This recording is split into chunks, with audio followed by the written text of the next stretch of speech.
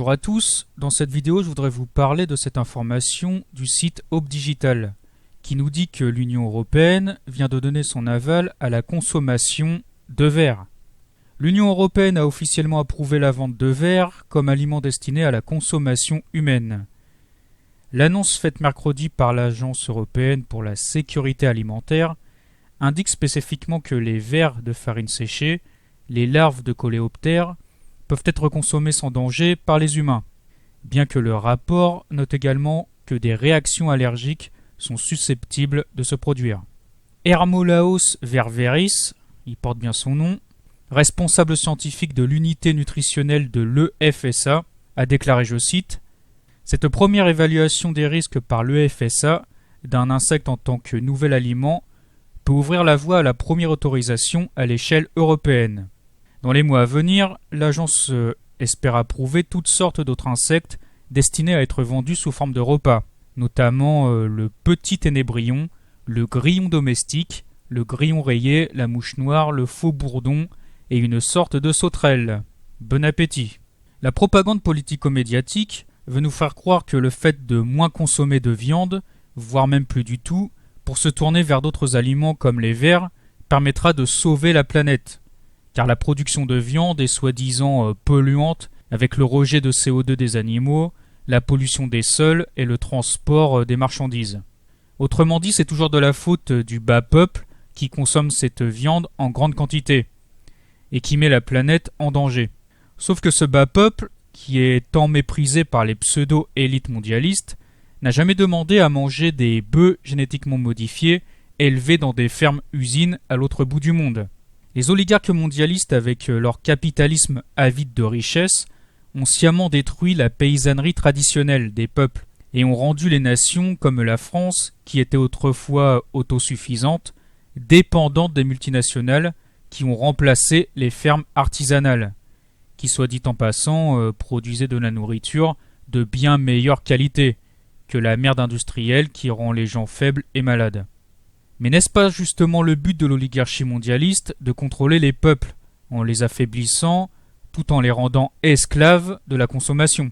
Les mondialistes ont imposé ce système capitaliste, matérialiste et destructeur de la nature aux peuples, et ils reprochent maintenant à ces mêmes peuples, par leur discours culpabilisateur, de s'être laissés corrompre par leurs doux mensonges d'une vie meilleure, dans une société d'abondance, où il n'y aurait plus besoin d'obtenir sa nourriture à la sueur de son front.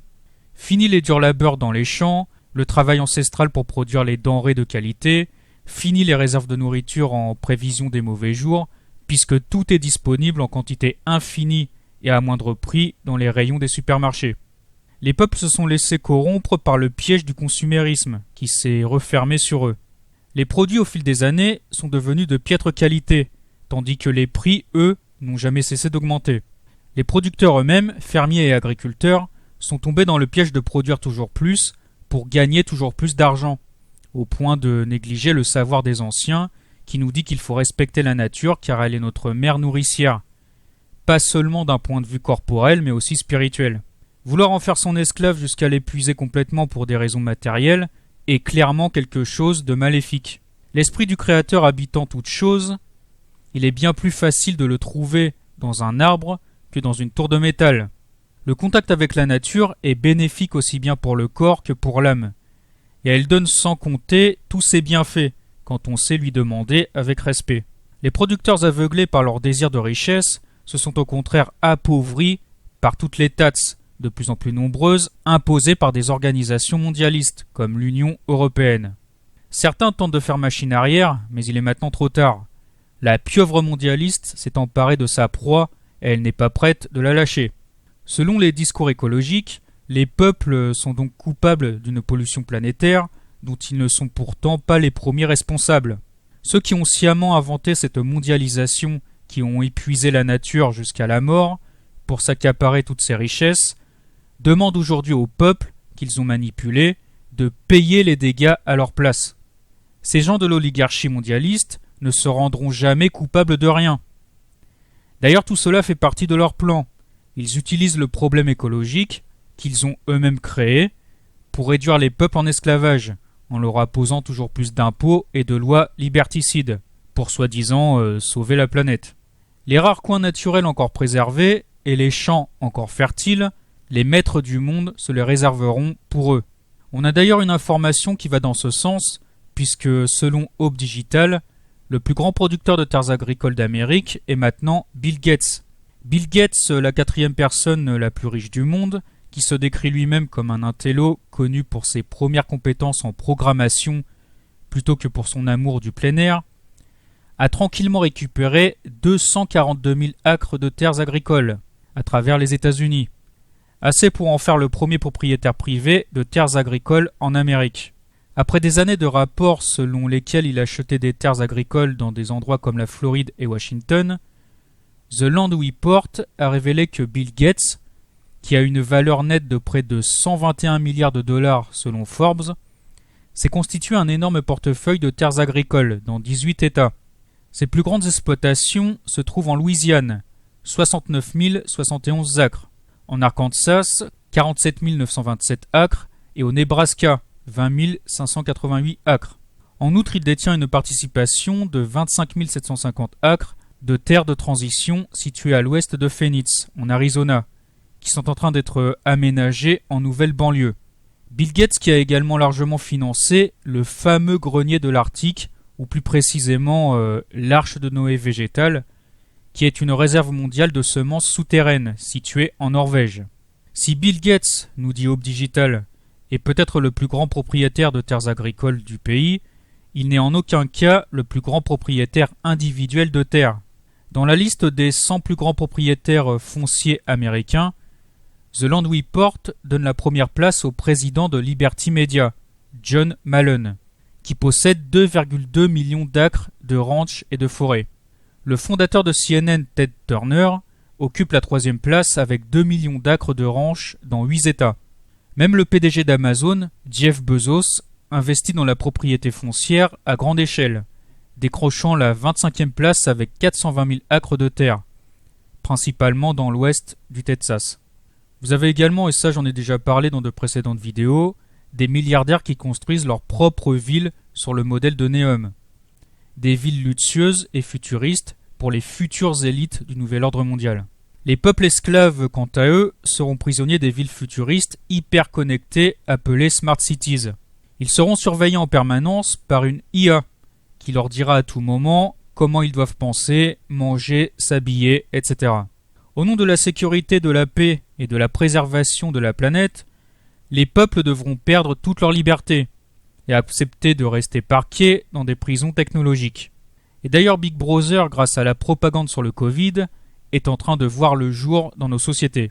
Selon Hope Digital, toujours, dans le cadre de la nouvelle normalité, entre guillemets, post-Covid en Chine, qui a été saluée par de nombreux occidentaux pour ses politiques de verrouillage, certains citoyens doivent désormais scanner une application de suivi du gouvernement avant d'être autorisés à rentrer chez eux. C'est ce qu'affirme un lecteur de lockdownsceptics.org, qui vit en Chine de temps en temps depuis 2002, et qui y possède une maison et une entreprise. Selon ce lecteur, la vie n'est pas revenue à ce qu'elle était avant la pandémie, et a même changé radicalement. Avant la crise, la population pouvait se déplacer librement sans restriction, écrit-il.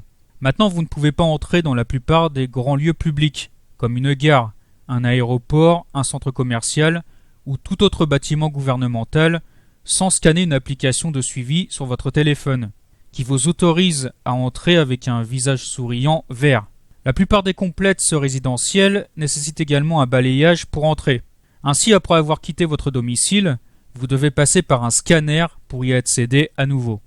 La Chine avait déjà une longueur d'avance sur l'Occident en matière de surveillance de masse, avec le crédit social qui récompense les bons citoyens obéissants et punit les mauvais citoyens qui ne se comportent pas correctement selon les autorités. Et les punitions sont plus rudes pour ceux qui osent critiquer le gouvernement. Mais Big Brother commence à arriver également en Europe. D'après le site Anguille sous roche, les autorités britanniques envisagent une nouvelle mesure qui obligerait les gens à envoyer chaque jour des selfies pour prouver qu'ils s'isolent. Des photos qui seraient ensuite recoupées à l'aide des données GPS et d'un logiciel de reconnaissance faciale. Le Sunday Times rapporte que les responsables du confinement de Covid cherchent à reproduire les politiques introduites en Nouvelle-Zélande, où tous les nouveaux arrivants dans le pays sont obligés de s'enregistrer dans un hôtel de quarantaine, à l'aéroport, pour une période de 2 semaines. Chaque personne est contactée une fois par jour et on lui dit d'envoyer une photographie d'elle-même, à l'endroit où elle est enfermée, indique le rapport. Ces photos sont recoupées à l'aide de données GPS et d'un logiciel de reconnaissance faciale. Ceux qui ne se conforment pas dans les 20 minutes reçoivent une visite de la police. Non seulement Big Brother sera là pour surveiller en permanence les esclaves, mais les esclaves se surveilleront aussi eux-mêmes. Grâce aux réseaux sociaux, les collabos du système peuvent déjà dénoncer leurs voisins qui ne se soumettent pas à la dictature sanitaire. Au Royaume-Uni, on a vu des gens appeler la police pour dénoncer leurs voisins, qui organisaient des soirées avec des invités durant le confinement. C'est exactement ce qu'écrivait Orwell dans son roman 1984, avec les endoctrinés du système qui dénoncent ceux qui ont un comportement suspect aux autorités. Le plus terrible, c'est qu'on peut voir dans ce roman des enfants endoctrinés dénoncer leurs propres parents. Hélas, ces délateurs seront loin d'être des cas isolés, puisque les esclaves endoctrinés, qui accepteront ce nouvel ordre mondial, représenteront la majeure partie de l'humanité. Certes, l'humanité moderne matérialiste fait beaucoup de mal à la nature, mais elle n'est pas non plus responsable de tous les désastres naturels qui se produisent en ce moment. Les scientistes au service du système nient les questions eschatologiques et métaphysiques, qui expliquent également les grands bouleversements naturels que nous vivons à notre époque. Car la pollution humaine est loin d'être responsable de toutes les grandes catastrophes naturelles, qui pour la plupart sont liées au Kali Yuga, à la fin des temps bibliques, qui correspond à la destruction de ce monde tel que nous le connaissons actuellement, et à la naissance d'un nouveau monde. Les grandes catastrophes naturelles ne sont que des signes de cette fin des temps, et elles ont été annoncées par de nombreuses prophéties. Jésus nous avait par exemple annoncé dans l'évangile de Matthieu qu'il y aurait des guerres, des famines et des tremblements de terre. Le livre de l'Apocalypse annonce également de grands désastres à venir. Bien sûr, la propagande écologique n'est pas qu'un moyen d'asservir les peuples. C'est également un business très juteux. Il y a des milliards à gagner pour les entreprises qui se lanceront dans l'élevage d'insectes en vue d'une alimentation humaine. Et comme d'habitude, ceux qui vont s'accaparer les plus grosses parts de ce nouveau marché seront les multinationales. Les propagandistes du système prétendent que la consommation d'insectes ne présente aucun risque pour la santé et qu'au contraire il renferme les nutriments essentiels à la croissance du corps humain. Des protéines à foison, des vitamines, des minéraux, des acides gras essentiels, des fibres, et on trouve même toutes ces bonnes choses, disent-ils, en plus grande quantité dans les insectes que dans notre alimentation traditionnelle. On nous vend ça comme quelque chose de fabuleux qui va révolutionner le monde, mais est-ce vraiment le cas ? Le site Science Avenir écrit que la consommation d'insectes présente des risques liés à des substances chimiques qui pourraient se retrouver dans les insectes. Venins, facteurs antinutritionnels, médicaments vétérinaires utilisés dans les élevages, pesticides ou polluants organiques présents dans l'environnement ou l'alimentation des insectes, etc. Détaille l'ANS, l'Agence nationale de sécurité sanitaire de l'alimentation, de l'environnement et du travail. De façon plus basique, sont également évoqués les agents physiques, comme certaines parties dures de l'animal, donc le dard, le rostre, etc. L'ANS rappelle également que les insectes sont aussi la proie de parasites, virus, champignons et autres bactéries, qu'il s'agit de mieux étudier pour sécuriser la consommation par l'homme ou les animaux d'élevage. En effet, les risques sanitaires liés à la viande provenant de mammifères ou d'oiseaux sont étudiés depuis longtemps.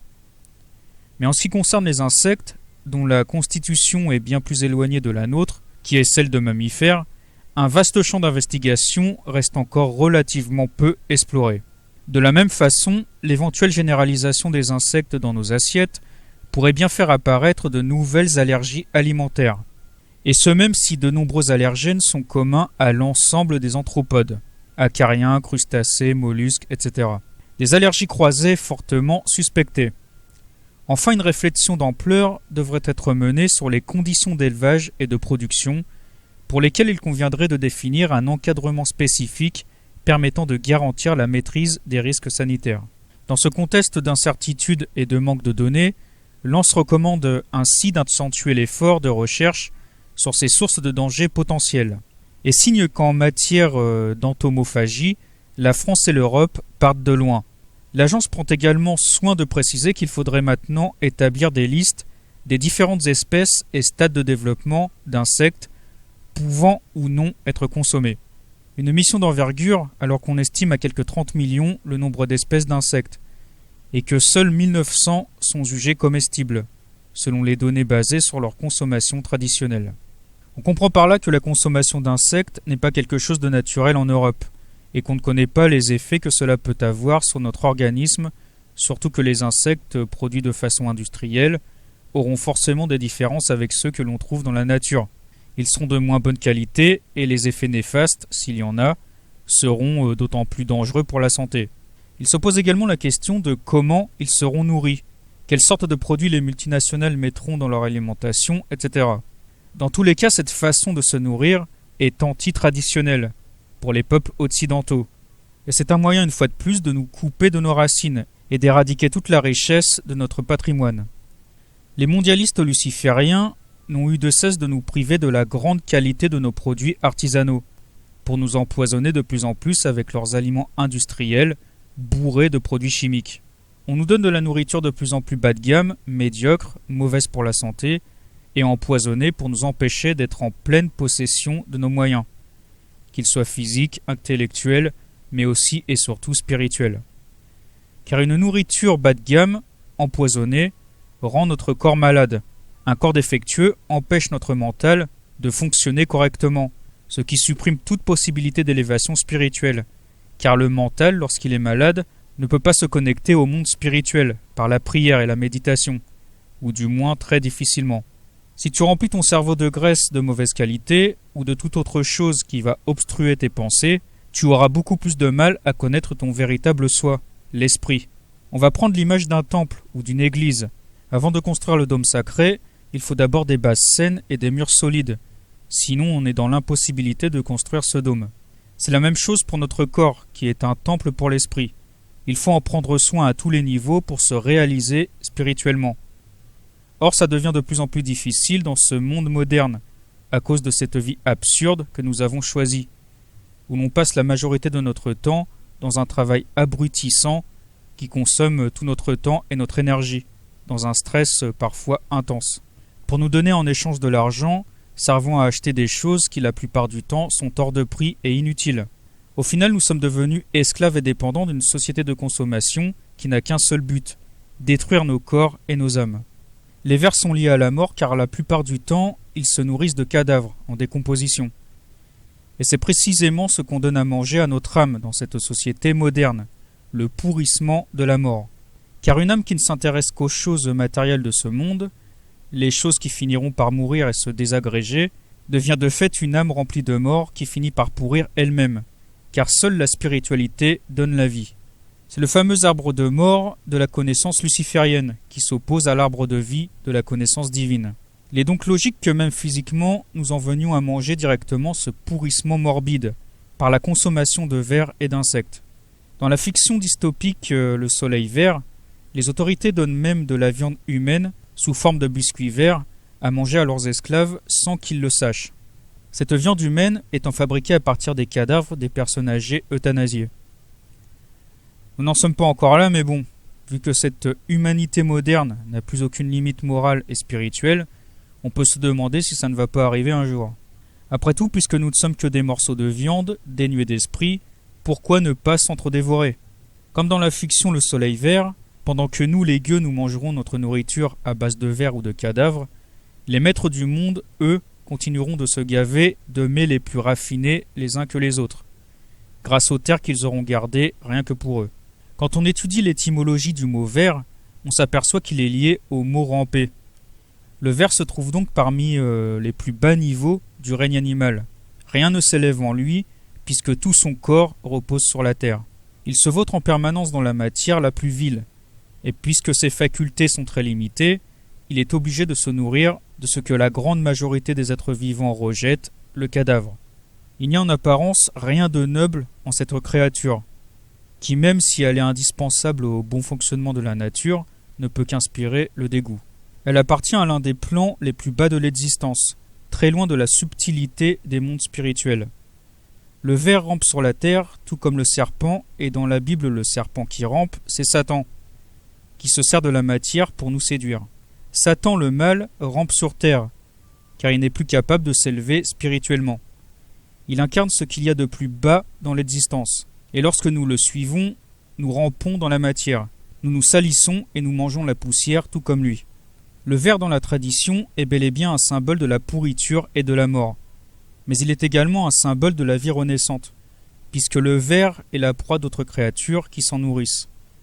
Il se transforme lui-même en divers insectes qui vont ensuite féconder les fleurs, fertiliser les sols, etc.